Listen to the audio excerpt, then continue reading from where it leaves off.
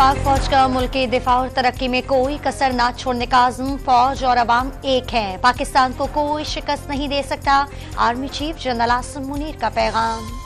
पाक अफगान सरहद बाजोड़ पर अफगानिस्तान से दाखिल होने वाले 3 दहशतगर्द फोर्सेस के फायरिंग से हलाक। शिमाली वजीरिस्तान में चौकी पर फायरिंग से नाइक अब्दुल रऊफ शहीद। बलूचिस्तान के जिला अवरान में इंटेलिजेंस बेस्ड ऑपरेशन में 5 दहशतगर्द हलाक। डेरा इस्माइल खान मौलाना फजल रहमान के काफिले की गाड़ियों के करीब फायरिंग, अमला महफूज रहा।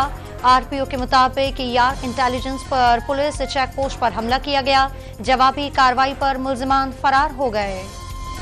में पीटीआई रहनुमा लतीफ खोसा के बेटे गिरफ्तार। लतीफ खोसा का सियासी इंतकाम का निशाना बनाए जाने का इल्जाम।